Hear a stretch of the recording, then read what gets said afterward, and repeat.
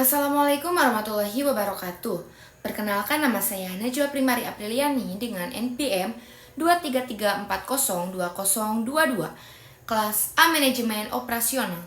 Di sini saya akan memaparkan untuk tugas UAS video 2 di kasus A, Health and Safety Environment atau HSE, dengan berjudul Kebakaran Kilang Minyak PT Pertamina dalam 4 tahun terakhir.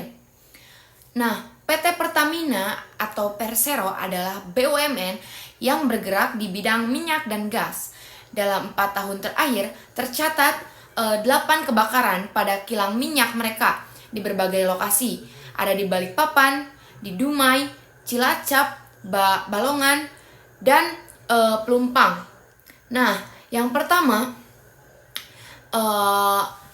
identifikasi dan uraian bahaya yang harus diantisipasi oleh PT Pertamina.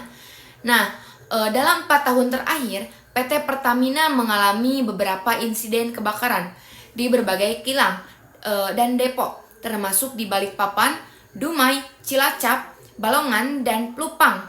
Beberapa contoh insidennya, yang pertama ada kebakaran di kilang Pertamina Balikpapan pada tanggal 25 Mei 2024 kemarin yang melibatkan kurde distillation unit.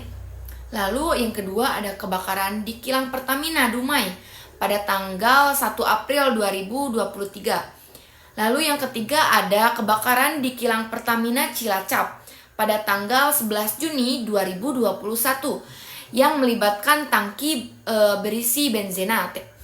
Nah, untuk bahaya yang harus diantisipasi oleh PT Pertamina meliputi yang pertama itu ada kebakaran dan ledakan akibat kebocoran bahan bakar, kegagalan peralatan atau sembaran petir.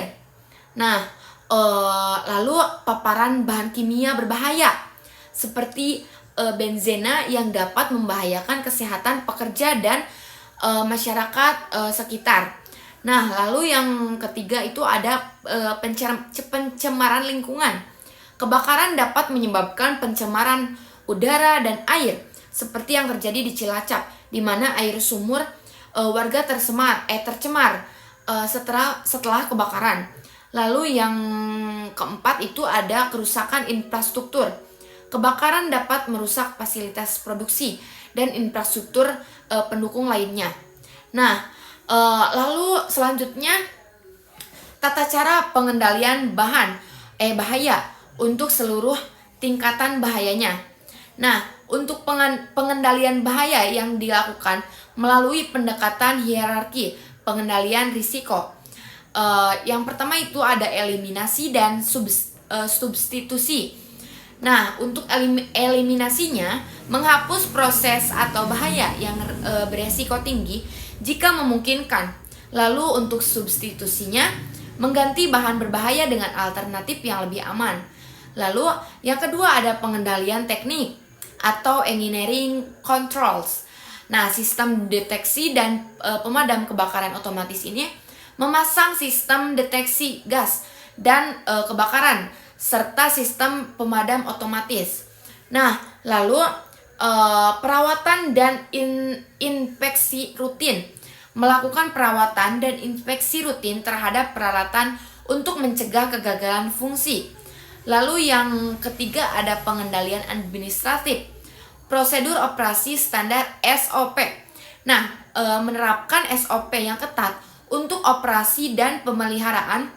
Lalu yang keempat selanjutnya ada pelatihan dan sertifikasi.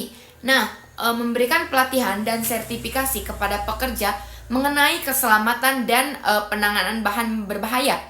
Lalu ada audit dan inspeksi internal. Melakukan audit dan inspeksi secara berkala untuk memastikan kepatuhan terhadap prosedur keselamatan. Lalu yang keempat ada alat pelindung diri atau APD. Nah, penggunaan APD ini mewajibkan penggunaan APD seperti helm, sarung tangan, kacamata, pelindung, dan pakaian yang tahan api bagi pekerja. Nah, lalu selanjutnya Yang ketiga itu ada standar operasional atau HSE yang wajib diterapkan pada industri migas. Nah, industri minyak dan gas ini harus mematuhi berbagai standar HSE untuk memastikan keselamatan dan kesehatan kerja seperti serta pelindungan lingkungan. Antara lain yang pertama itu ada standar kompetensi kerja nasional Indonesia atau SKKNI, menetapkan kompetensi yang harus dimiliki oleh pekerja di sektor migas. Nah, lalu ada sistem manajemen kesehatan dan keselamatan kerja atau SMK3. Nah, mengacu pada peraturan pemerintah nomor 50 tahun 2012 yang mengatur tentang penerapan SMK3 di tempat kerja.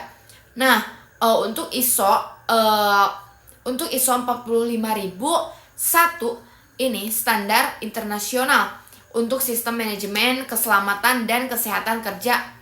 Nah, kalau untuk ISO 14001 itu standar internasional untuk sistem manajemen lingkungan.